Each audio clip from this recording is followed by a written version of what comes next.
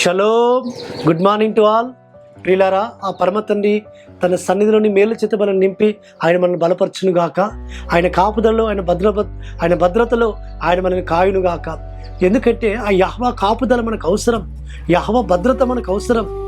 యెహోవా మనకు తోడుగా ఉండాలని మనం కోరుకోవాలి సుమా. ఆయన మనకు తోడుగా ఉంటే, ఆయన సన్నిధి మనకు తోడుగా ఉంటే ఏ విధమైన హాని, ఏ కీడు మన దగ్గరికి రాదు. ఖరీదనం కూడా అనుదిన కృపా లేఖన భాగం మనం చూసుకుంటుంటే పరిశుద్ధ గ్రంథంలో లూకాసు వార్త 10వ అధ్యాయము 19వ వచనంలో చివరి లైన్లో, ఏదియో మీకు ఎంత మాత్రం హాని చేయదు. ఆ యెహోవా ఎలోహిం ఆయన సన్నిధిలో మనకైన వాగ్దానం చేసి వస్తున్నాడు. ఏదియు మీకు హాని చేయదు. ఎప్పుడు హాని చేయదు? మనము సర్వోన్నతులైన యెహోవా మెస్సియాను ఆరాధిస్తూ, గణపరుస్తూ, మహిమపరుస్తూ ఆయన సన్నిధిలో మనం ప్రార్థన చేసుకొని మనము బయలుదేరుతూ వస్తుంటున్నప్పుడు ప్రార్థన చేసుకొని ఆయన కృపకు అప్పగించుకొని, అయ్యా నీవు నా కాపుదలివు, నీవు భద్రతనివ్వు, నీవు క్షేమము దయచేయని మనం ప్రార్థించినప్పుడు ఏ విధమైన కీటక నాశిని, ఏ విధమైన పాములు, ఏ విధమైన ఈ లోకంలో ఉన్న కీడు మన దగ్గరికి రాదు సుమా. ఏది ఎంత మాత్రము హాని చేయదు, ఏ ప్రమాదం జరగదు, ఏ కీడు మన ఎద్దుకు రాదు. 10,000 మంది మన పక్కన కూలినను ఏ అపాయం మన ఎద్దుకు రానియాడు ఆయన.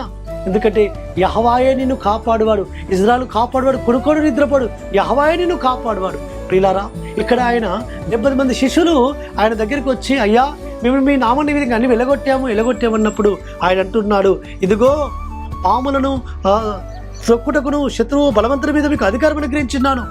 ఆయన అధికారం ఇస్తాడు మనకు, శత్రువు మీద అధికారం ఇస్తాడు.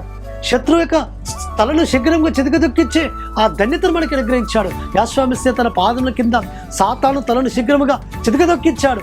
అయితే వాడి యొక్క తల, సాతాను తన తలను చితకదొక్కించబడింది, కానీ తన యొక్క తోకతో తన పని జరిగిస్తుంటాడు. ప్రియులారా, ఆ శత్రువు యొక్క ఆ తోకను కూడా మనం అణగద్రొక్కాలి అంటే మనకు ఆయన బలము కావాలి, ఆయన శక్తి కావాలి, ఆయన తోడుగా ఉండాలి, ఆయన నడిపింపు కావాలి.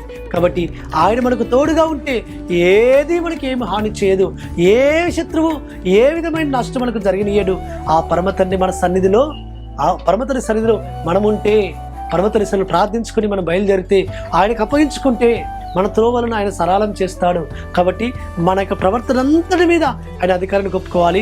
మన ప్రయాణం అంతటికీ ఆయన అధికారిగా పెట్టుకోవాలి, ఆయన నాయకుడిగా పెట్టుకోవాలి, ఆయన నడిపింపు కోరుకోవాలి. అట్టి విధంగా పరిశుద్ధాత్మతని మనకు సహాయం చేయనుగాక. ప్రార్థన చేసుకుందాం. పరలోకందున్న తండ్రి, ఏది మీకు హాని చేయదు అన్నావు నాయన. ఎంత మాత్రం మాకు హాని చేయనీయకుండా మీరు వాళ్ళని కాపుదలిచ్చేవారు, భద్రతనిచ్చేవారు, కాపాడేవారు, సంరక్షించేవారు తండ్రి. అట్టి విధంగా మేము మీ నామను ప్రార్థన చేసుకుని అయ్యా మా ప్రయాణాలు ఆరంభించినట్టుగా, మా పనులు ఆరంభించినట్టుగా, అయ్యా మాకు అయ్యా దినము అయ్యా మేము ఆరంభించడానికి సాయం చేయడం ప్రార్థిస్తూ, ఇగో తండ్రి మీకే ఘనత మహిమలను చెల్లిస్తూ యెహోవా మెస్సియా నామమున స్తుతించి ప్రార్థించి వేడుకుంటున్నాము తండ్రి. ఆమేన్. సర్వోన్నతుడు సర్వాధికారిని యెహోవా మెస్సియా కృపా కనికరము నిరంతరం తోడుగా ఉండి ఆయన మనం బలపరచును గాక. ఆమేన్.